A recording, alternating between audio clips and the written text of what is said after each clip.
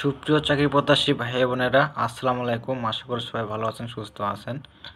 তো এখানে দেখতে পাচ্ছেন যে গণপ্রজাতন্ত্রী বাংলাদেশ সরকার প্রাথমিক শিক্ষা অধিদপ্তর, তো প্রাইমারি যে নিয়োগ বিজ্ঞপ্তি আছে সহকারী, এটা দ্বিতীয় ধাপ। তো এখানে দেখতে পাচ্ছেন যে 27 কার্তিক 1432 বঙ্গাব্দ, 12 নভেম্বর 2025 খ্রিস্টাব্দ। তো আগের নিয়োগ বিজ্ঞপ্তিটি ছিল পদ সংখ্যা দেওয়া আছে, এটা দেখতে পাচ্ছেন যে এটা আগের নিয়োগ বিজ্ঞপ্তি। সহকারী শিক্ষক 10,219 জন ছিল পদ সংখ্যা।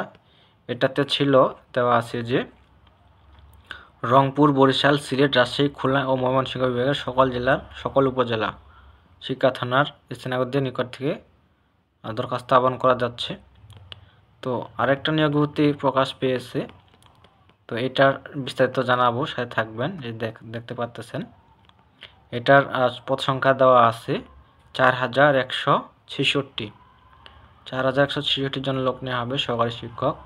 তো এখানে বলা হয়েছে যে দেখতে পাচ্ছেন প্রাথমিক শিক্ষা অধিদপ্তরাধীন সরকারি প্রাথমিক বিদ্যালয়ে রাজস্ব খাতভুক্ত সহকারী শিক্ষকের শূন্য পদে অস্থায়ীভাবে নিম্নবর্ণিত বেতন স্কেলে নিয়োগের জন্য 3 পার্বত্য জেলা ব্যতীত ঢাকা ও চট্টগ্রাম বিভাগের সকল জেলার সকল উপজেলা শিক্ষা থানার স্থানীয়দের নিকট থেকে নিম্নে উল্লিখিত নির্দেশনা শর্ত অনুযায়ী দরখাস্ত আহ্বান করা যাচ্ছে।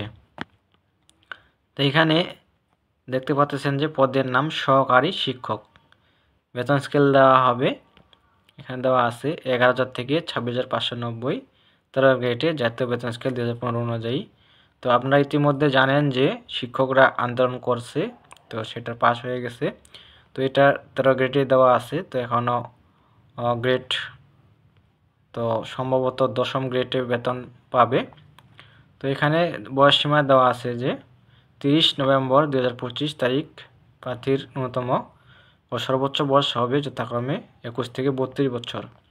যাদের 21 থেকে 32 বছর তারা আবেদন করতে পারবেন, আর আবেদন করতে হবে অনলাইনের মাধ্যমে। তো আবেদন শুরু এবং শেষ তারিখ সেটা জানাবো। তো শিক্ষা যোগ্যতা দেওয়া আছে, এই যে দেখতে পাচ্ছেন কোনো স্বীকৃত বিশ্ববিদ্যালয় হতে অন্যান্য দ্বিতীয় শ্রেণী বা সমমানের সিজিপি সহ 4 স্কেলে ন্যূনতম 2.25 ও 5 স্কেলে ন্যূনতম 2.8 স্নাতক সম্মান বা সমানের ডিগ্রি পাস থাকতে হবে। তো এখানে দেওয়া আছে শিক্ষা জীবনে কোনো স্তরে তৃতীয় বিভাগ অথবা সমানের জিপিএ অথবা তৃতীয় শ্রেণী অথবা সমানের সিজিপিএ গ্রহণযোগ্য হবে না।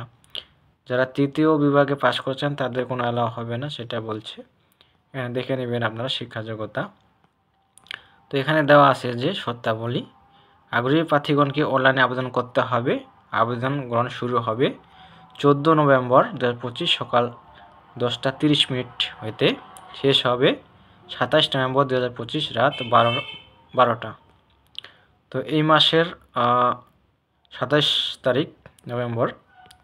তো এখানে সময় খুবই কম, যারা আবেদন করতে ইচ্ছুক আবেদন করতে পারেন শিক্ষা যোগ্যতা অনুযায়ী। তো কোন লিঙ্কে গিয়ে আপনি আবেদন করবেন, এই যে লিঙ্কটি দেওয়া আছে dpe.teletalk.com ভিডিও ওয়েবসাইটে প্রবেশ করে অনলাইনে অ্যাপ্লিকেশন ফর্ম পূরণের নির্দেশনা পাওয়া যাবে। তো কম্পিউটার দোকানে গেলে আপনার খুব সহজভাবে আবেদন করতে পারবেন। তো আবেদন ফি বাবদ কত টাকা দিতে হবে, এই যে দেওয়া আছে।